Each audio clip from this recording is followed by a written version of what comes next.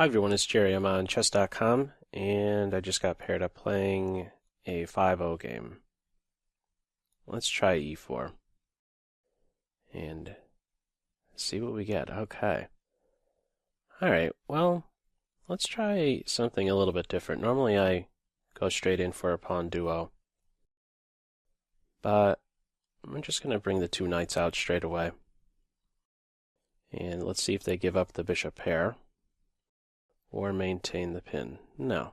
Okay, so we're quickly arriving at an imbalanced position. Two bishops for me, and black with a perfect structure. I think I'm going to start with just d3, yeah. And probably g3 and get the light square bishop on the long diagonal. Yeah, let's do that. On bishop b4, I'm planning bishop d2, so let's just follow through. An idea for me can be to relocate my queen e2, and then get my f-pawn contributing. I think I like this idea. She did her job recapturing, so now let's get this guy rolling. At any moment my knight could be pushed, but I'd be fine with that. I'll go back home and then reroute by way of d2. Okay. How to recapture? If I take with the pawn, this move, this might be a sensitive square. Takes, pawn takes. I think I want to keep this diagonal open for my bishop. So I have a fine structure as well. I don't think it really matters how I recapture. I guess I'll go with the queen. She'll have more options once questioned. Although, of the options she has, probably queen e2 still. So it's pretty solid for both sides. I'd like to see this structure flinch some, and so maybe I can provoke some weaknesses. a4, a5. If they play a6, I have one pawn restricting two. So I think I'm soon gaining something. At any moment now I can make this structure flinch with a6. This can be a future target. I probably have to pick up the speed here. This guy's flying. Just poking around a little bit. Okay, they're having none of that. I think I'm going to stop any c4 break. Yeah. Okay. I may need to get rid of that knight. Yeah. There's maybe some issue here with the knight on b4.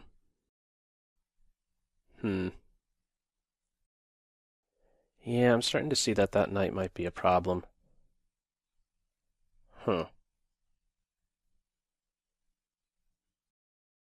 Decisions. I feel like the bishop pair isn't so strong in this position. My opponent has good pieces. Yeah. Alright. I think he's going to be too invasive on the b4 square. h3 is soon going to be hit. Wonder how I should be defending it. Oh, okay, no, they're taking with the queen. Wasn't expecting that. Okay. Well, how about we start with this? To be mindful that h3 is unprotected. He's not doing anything just yet. Rook e1. Maybe move my bishop and offer a queen exchange. Another idea. Where exactly to go with the bishop? Probably here. Going to d2, it's an unprotected square. So I'm just eyeing up queen e4, maybe rook e1, queen e4. Very slow position. They don't have a flight square just yet. I should probably get this in right now. Rook e1, bishop c3 is a bit annoying. Definitely taking with the rook on queen takes queen. They could still go for b5 and then look for a c4 break. Let's get this guy in. potentially fixing one of these guys on a dark square, but yeah. Let's get this guy working. Maybe king f1, rook e2 to cover my base point. My opponent's offering me a draw. I'm going to play on. That's not to say that I have a better position or anything, but I don't know. I don't like draws. I want to play for something here. I was tempted to play king f1, but that means my queen could never be pulled off of this diagonal anymore because of queen h1 mate. At least now I could consider bishop here stuff. Maybe even right now.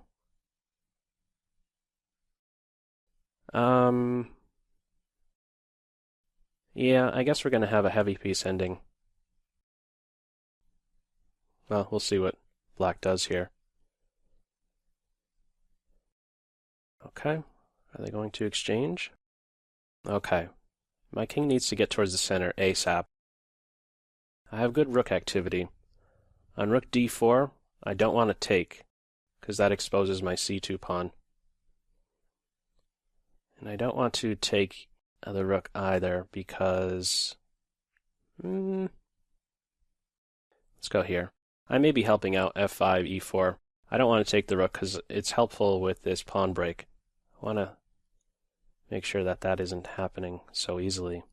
So king's a contributor now. I feel that he's more flexible on a1. Maybe my king should be on c3.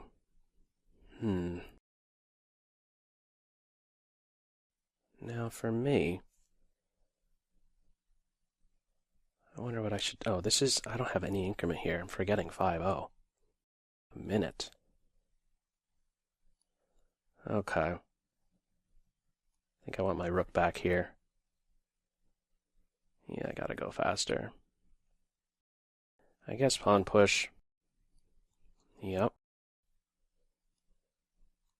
Maybe b4. These two pawns in a way are restricting these two. So king here I could look to infiltrate. There's also this move. If b5 takes, I could do this. The rook would be unprotected. Exactly what I was saying here. Is this a one king and pawn ending?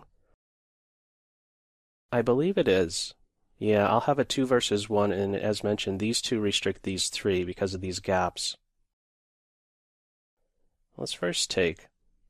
Rook takes is a loss king and pawn ending, I'm pretty sure. Whoa. Okay, I should be winning this. Yeah, I think I should be winning this.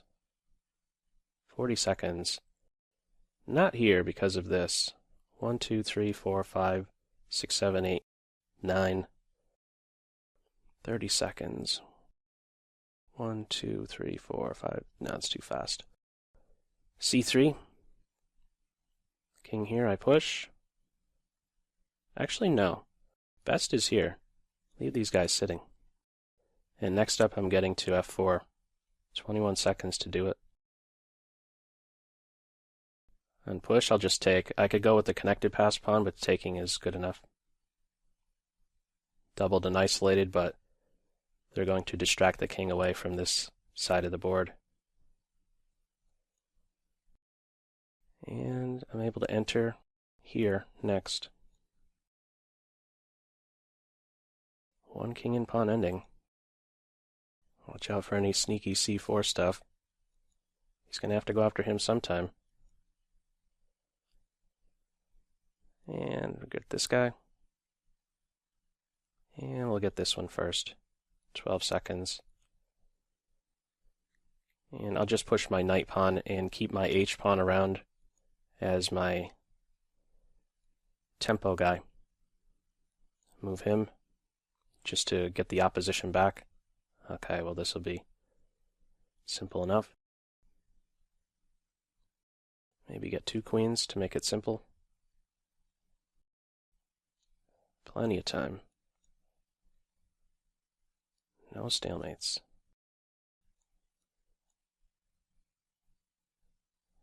And I just want to make sure my queens are hitting with check. And then I could pre-move it out. I could pre-move this one out now. There we go. Plenty of time to do that. It was really a nothing position the whole while. My opponent certainly should not have gone into the king and pawn ending. Yeah, I had the bishops, but as mentioned from the structure, I didn't think it was a good. I didn't think having the bishops was anything so great. So let's go through it here before I have a look at it with the computer. As mentioned, solid structure for black. I'm just getting it on the main diagonal. It's not an open diagonal just yet, but I don't know. I think that's where he belongs. Castles. I never quite got my F pawn working. Maybe here I should be taking with the pawn. I don't know. This is probably the big, well, let's say an important moment because it's a shift with the structure. So if I could make this capture and then be assured I could get in E5, I'll definitely be capturing with a pawn, but can I be assured I can get my pawn there? I don't think so. I think black responds well by playing E5. He's kind of a not so great piece, and moreover, this knight, while developed, isn't so great. His pawn boxes him out very nicely. I'd have to look for repositioning type moves, and maybe I actually could go in for this type of idea, knight D1 into E3, and then maybe I up F5, because this is one of the drawbacks, is it not? If black is going to stop this advance by playing E5, they weaken F5. And F5, by the way, is a square that you could certainly watch over with a pawn, but it's not without some drawbacks. Something I could maybe take advantage of. Also, the knight can kind of shift gears, maybe even drop into C4. My concern during the game, I believe I referenced that this is a sensitive point.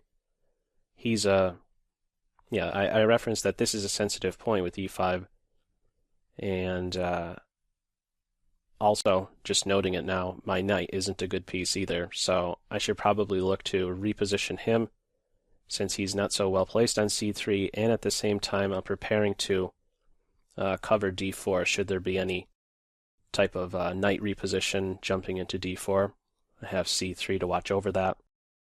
Yeah, this could have been an idea. Again, he's blocked in, but I could kind of work around it. Because as it was played, when I captured with the piece, I don't think I really have anything. I tried to put a dent in this structure by running the A pawn, but it really didn't work out. They have good pieces, and still they're with a fine structure. If I'm playing A6, it's B6. I could hope for one day, maybe I get this guy and he's a very fast pass pawn, but that really feels like it's a long way off. And also, by running my A pawn like this, I weaken B4. And this plays a role with my decision in the game to take out the knight. As otherwise, he's posting up on B4 and continually putting pressure on C2. And the implications of that, well, what does that mean? It means I'm going to have to defend C2 for forever with a piece, and I didn't want that. So I'm trying to avoid the situation, in other words, where my opponent is applying pressure to one of my pawns, and I don't want to be tied down to its defense with one of my pieces. So that's why I took him out. And I think black should be recapturing with the pawn, because then it justifies this rook position. They're one step closer to playing C4 and trying to create some target within my queenside structure.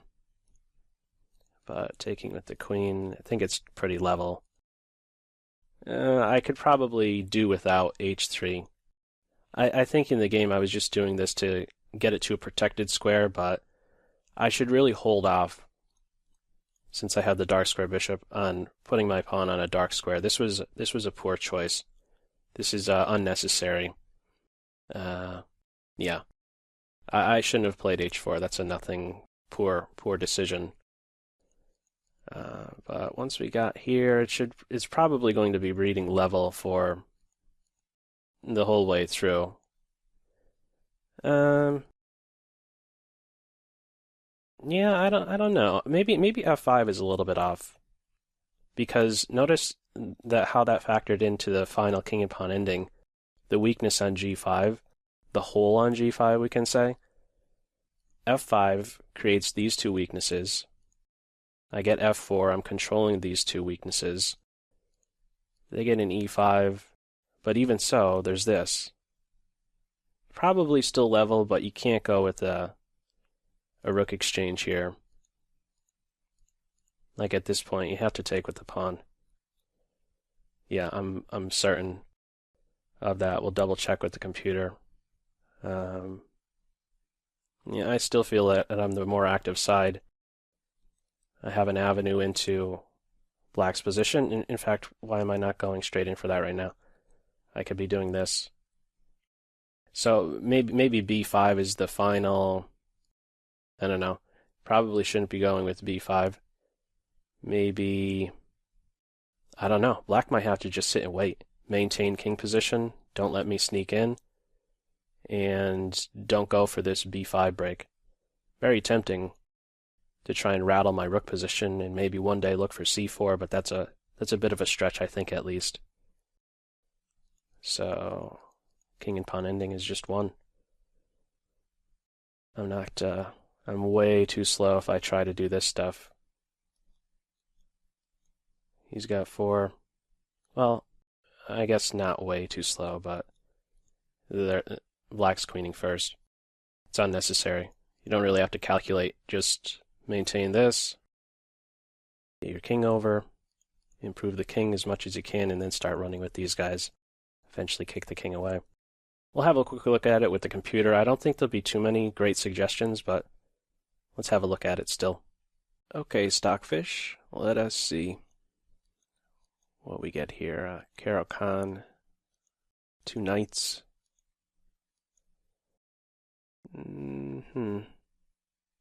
Doesn't like g3? You could go with g3. Anything is playable around here. The 2 bishops. Okay. No great shifts. Let me back up for a moment. What did it want to do instead of g3? Just queen g3. Yeah. What's the idea behind this? Suppose. Oh, okay. So to have some influence on g7 to make kingside development a little bit more tricky. Okay, I could see that. Got it. It's another idea. Queen g3 instead of g3. I get him on the long diagonal. As we're seeing here, pretty level. Let's have a look at pawn takes. Yeah, it's still even. I thought e5. And it wants to go with rook d1, now it's popping up knight d1. Okay.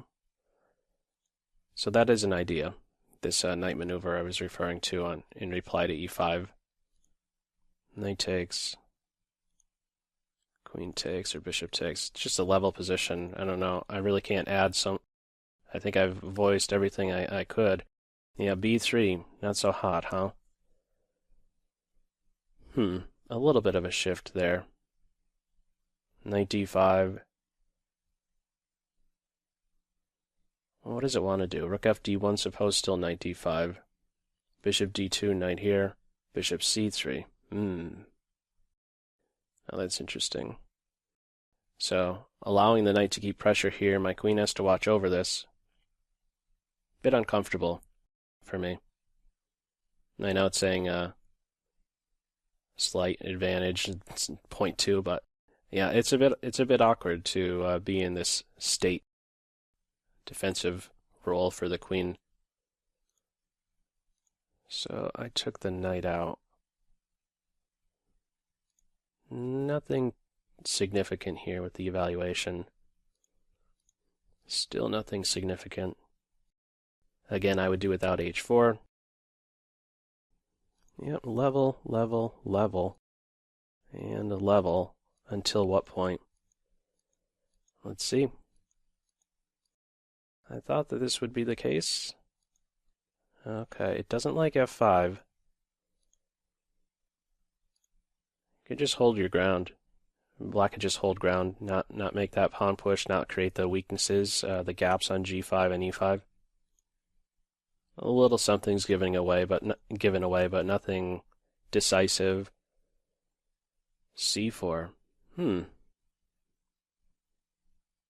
c4 with d4. Oh, okay, now this is interesting because c4 with d4 means that they will struggle to get this majority.